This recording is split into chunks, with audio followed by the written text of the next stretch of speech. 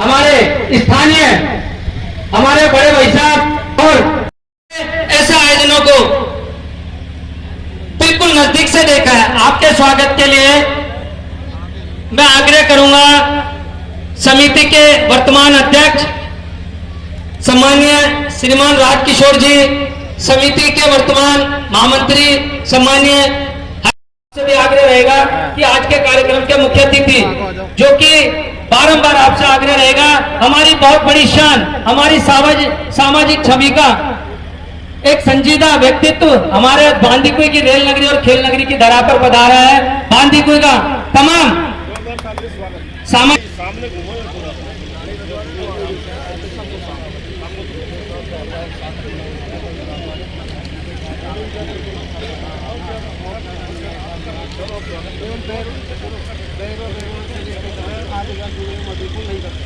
अब मैं हमारे मुख्य अतिथि महोदय का स्वागत करने के बांदीकुई बीजेपी के नगर एससी मोर्चा के नगर अध्यक्ष श्रीमान प्रदीप नागर और उनका स्वागत करें मुख्य अतिथि के साथ जो अभी की अपनी करतल ध्वनि के साथ आप उनका स्वागत करें। आप सभी से सम्मान आगे रहेगा।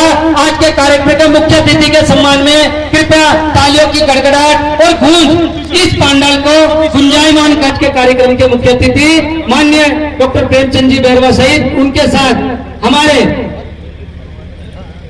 हमारे बीच हमारे पूरा चौराहे से लगभग 4 किलोमीटर सभी उनके लिए प्रेरणा के लिए आग्रह करूं पदाधिकारी सहित भाई प्रदीप जी नागर,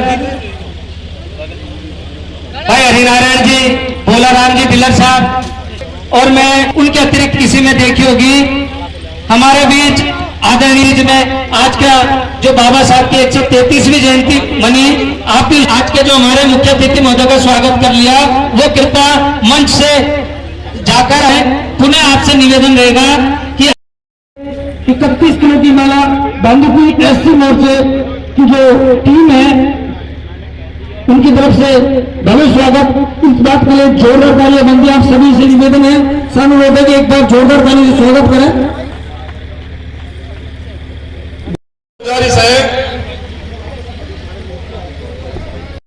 महोदय सम्मानीय डॉक्टर ओपी बैरवा जी, सम्मानीय डॉक्टर कैलाश जी बंसीवाल, सम्मानीय अनिल जी नागर साहब, सम्मानीय कैलाश जी बैरवा जी, सम्मानीय पूर्णलाल बैरवा मैनेजर साहब, सम्मानीय पूर्णमल एडवोकेट साहब, सम्मानीय जयसिंह जी बैरवा साहब, आप आए।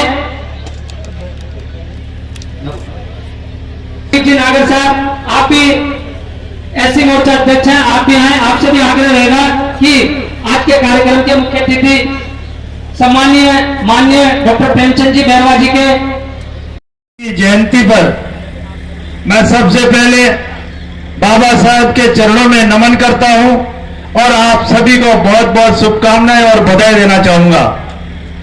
आज बाबा साहब भीमराव अंबेडकर जयंती के ऐसे शुभ अवसर पर हमारे बीच में मंच पर विराजमान हमारे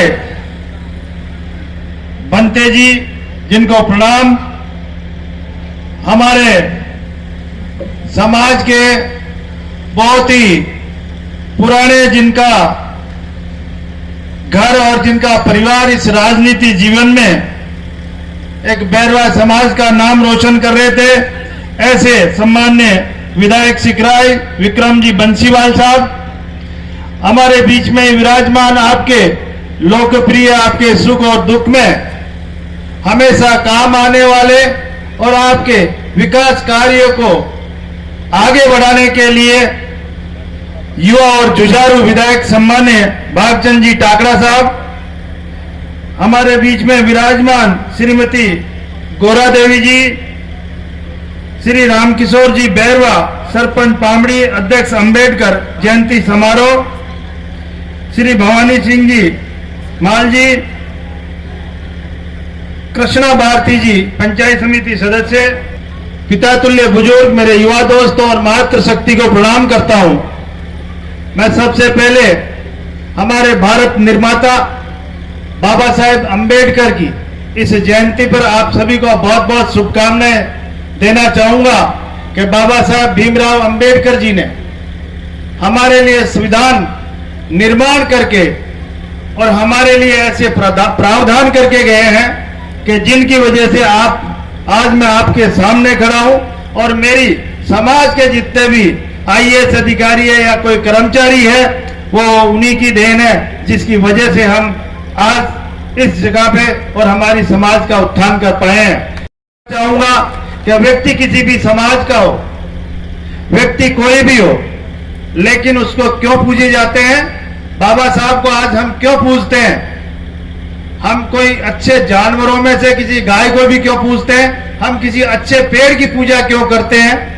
कि उसके गुणों को देखकर। इसलिए बाबा साहब भीमराव अंबेडकर में वो गुण थे जिनकी पूजा हो रही है और जिनका आज हम अनुसरण कर रहे हैं और जिनके पद चिन्हों पर चलकर हम हमारी समाज को आगे का रास्ता दिखाने का काम कर रहे हैं। क्योंकि बाबा साहेब भीमराव अंबेडकर के बहुत सारे सपने थे, लेकिन उनका जीवन काल कम रहा और उनके सपने अधूरे रहे। लेकिन इन सपनों को पूरा करने के लिए मेरी समाज के गौरव युवा पीढ़ी बैठी है। निश्चित रूप से उनके सपनों को पूरा करने के लिए हमें क्या करना है? हमारी समाज को संगठित होना है, हमारी समाज में समरसता लानी है और मेरे समाज के भाइयों को शिक्षित बनना है, शिक्षा में आगे बढ़ना है और आर्थिक दृष्टि से हम आगे बढ़ेंगे, राजनीतिक दृष्टि से हम आगे बढ़ेंगे तो हमारी समाज आगे बढ़ेगी। इसलिए मैं आप लोगों से सभी से हाथ जोड़कर निवेदन यही करना चाहूंगा कि समाज का कोई भी व्यक्ति आगे बढ़ रहा है तो उसको आगे बढ़ने में सहयोग करें और कोई व्यक्ति हमारे समाज का पीछे रह गया उसको आगे लाने के लिए हम प्रयास करें। ये मैं आप लोगों से हाथ जोड़कर निवेदन करना चाहूंगा, क्योंकि आज मैं आप लोगों के बीच में मैं आपका अपना प्रेमचंद अपनों के साथ खड़ा है। मुझे अपने आप को गर्वान्वित महसूस हो रहा है कि मैं अपनों के बीच में हूं। इससे बड़ी ताकत मेरी समाज को जितना मान और सम्मान मिलेगा उतना ही मेरा मन गदगद होगा। इसलिए मैं मानता हूं कि आप लोग बहुत भारी संख्या में यहाँ आकर और बाबा साहेब भीमराव अंबेडकर की जयंती मनाते हुए एक सामाजिक समरसता और बाबा साहेब भीमराव के अंबेडकर के पद चिन्हों पर चलने के लिए उनसे आज इस बात का आप संदेश दे रहे हैं कि मेरी समाज आगे बढ़ेगी, मेरी समाज जब तक संगठित और शिक्षित रहेगी जब तक इसको कोई रोक नहीं सकता। इसलिए मैं सभी अनुसूचित जाति अनुसूचित जनजाति लोग के भाइयों से कहना चाहूंगा कि आप लोग सब एक होकर रहेंगे तो अभी लोग बाग हवा फैलाते हैं कि आरक्षण खत्म हो जाएगा। आरक्षण कभी भी खत्म नहीं होगा जब तक मेरी समाज एक होगी, जब तक मेरी समाज शिक्षित होगी, जब तक मेरी समाज आर्थिक दृष्टि से मजबूत होगी, जब मेरी समाज राजनीतिक दृष्टि से अगर मजबूत होगी तो आरक्षण के कोई छेड़छाड़ नहीं करेगा। इसलिए किसी से गुमराह होने की जरूरत नहीं है। हमारे सम्माननीय यशस्वी प्रधानमंत्री नरेंद्र मोदी जी ने भी कहा है कि जब तक मैं जिंदा हूं आरक्षण को न तो खत्म होने दूंगा न उसमें छेड़छाड़ करने दूंगा।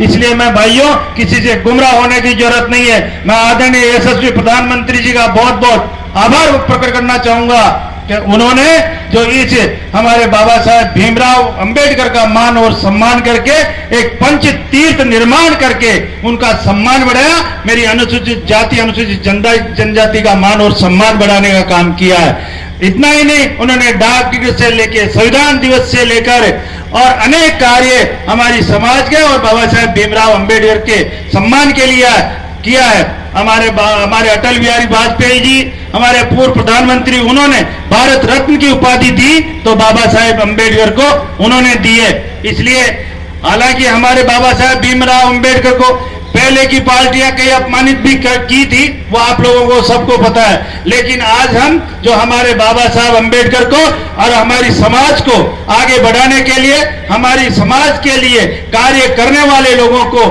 हम आगे बढ़ाएंगे और उनका हम सहयोग करेंगे। इसलिए मैं आपसे निवेदन करना चाहूंगा कि आप हमारी समाज को, अनुसूचित जाति अनुसूचित जनजाति को आगे बढ़ाने वाली सरकार कौन सी है उसको हमें साथ देना चाहिए। मैं आपको विश्वास दिलाता हूं, मैं आपका बेटा आपका भाई हूं। निश्चित रूप से मैं आपको वादा करके जा रहा हूं कि मेरे ये दोनों भाई एमएलए बेटे हैं। आप कभी भी मेरे पास, मेरा समाज का कोई भी आदमी आकर, मेरी कोई भी व्यक्ति अगर मेरे दरवाजे पर आकर अगर कोई काम बताएगा तो निश्चित रूप से जहां तक मेरा जहां तक लेके जाओगे मैं आपका काम करवा के छोड़ूंगा, किसी से डरने की जरूरत नहीं है। लेकिन मेरे भाइयों, मैं आप मेरे युवा भाइयों से निवेदन करना चाहूंगा कि हमारे संस्कार में रहते हुए और शिक्षा में आगे बढ़ने का काम करना है और हमारी समाज में हमारे बड़े बुजुर्गों का संस्कार से उनकी सेवा करके और हमारे संस्कार में रहते हुए आगे बढ़ने का काम करेंगे।